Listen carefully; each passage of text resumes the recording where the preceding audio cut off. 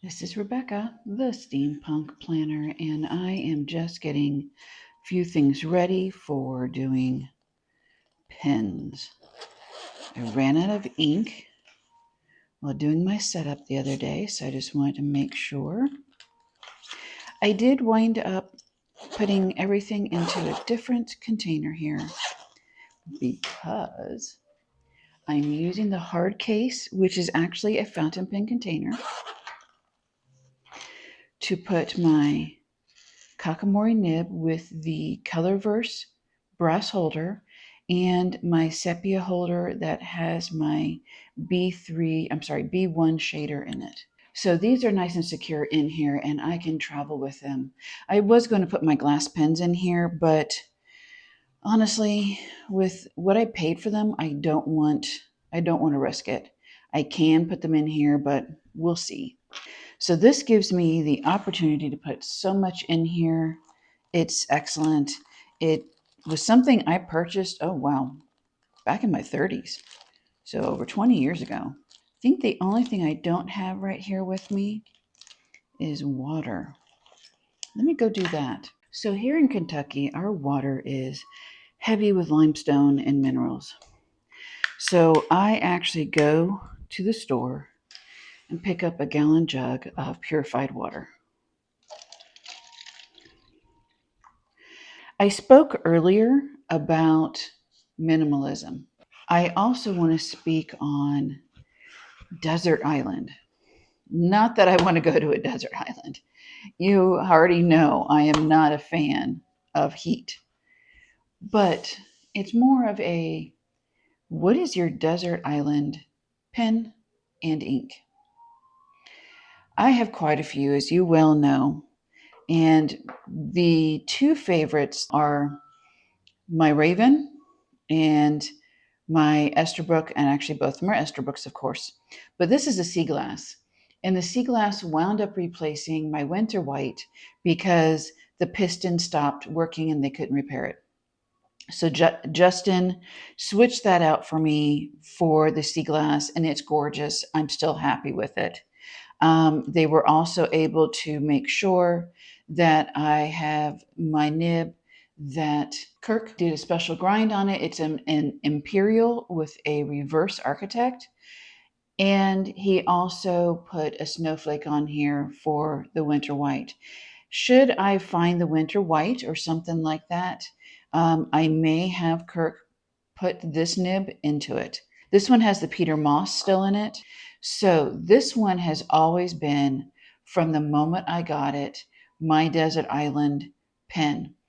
And the ink I have in it is my De Atramentis Archive Black, which hopefully will be changing when I use up that bottle to the Document Black.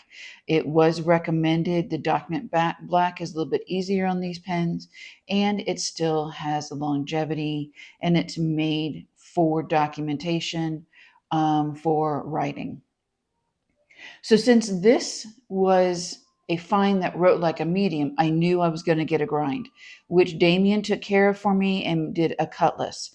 This one ran out of ink while I was doing the dailies last week. I always, especially when I get low on an ink, I don't turn it upside down unless it's got shimmer.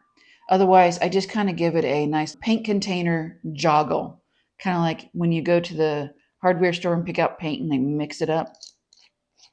Theirs is definitely more violent than what mine was. Now, this one is getting pretty darn low. I normally, without fail, will clean this out before I fill it. But the thing is, Damien said, that is great, that is fine. But as long as this pen has not been sitting, I don't need to be that overdone on it. But he does recommend, if that's my system, do it. So I'm not going to worry. This literally just emptied.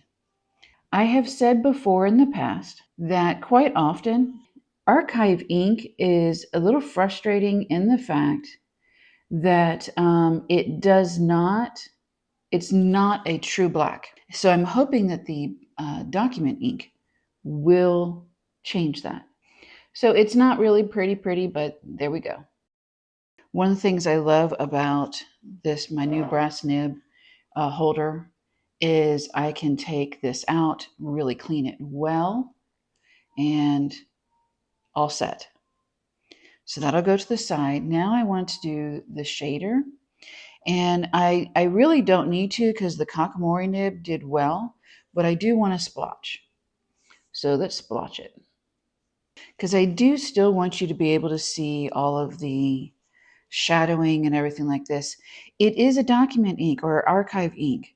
So a lot of them, which I have found, don't really have a lot of shadowing and shading. And let's get a little fancy. This is a 2mm grid. And yes, I wrote within that 2mm. That's why I love tiny, tiny, tiny. So I have more room. I need to let that dry. And we're going to go ahead and talk. When I was at the pen show, there was one thing that I did. And I guess you can say sentimentalist, nostalgic, I don't know. But I talked to everybody I was able to talk to that was willing to do this.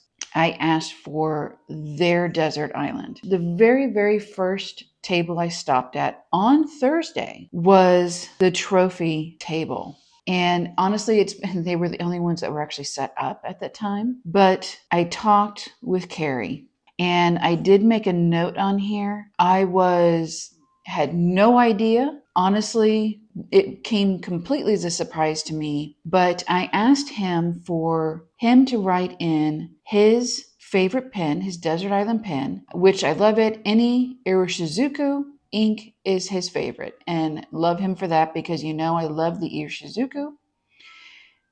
The paper that he loves is the Tama River 52, which is my favorite. But while he was getting his pens out, he asked me what my desert pen and ink is. And I told him it was, and showed him, it is the Esterbrook Raven, and that I was planning on having the cutlass grind done to it, and it is the piston, and I put the De Atramentis Archive Black in it. And he stopped, put his hand to his heart, and was like, "You have made my day. Thank you so much. I am so touched." And I, not knowing, because I am so new to the fountain pen universe in the fact of outside of the Pilot Click and Schaefer and Cross, because that's where I always stayed, because that's what I could afford until I started saving up, being able to afford better pens, and this was my first purchase. What I didn't know was Carrie was one of those with Kirk Spear behind the Raven. It came about because of a client of Carrie's. So it's wonderful. If you want to know about that, if you see the trophy booth and you see Carrie, ask him. Let him know that you saw me talking about this and that my Desert Island pen was the Raven, and he'll let you know. I did not get as many as I was hoping to, but I did get a few.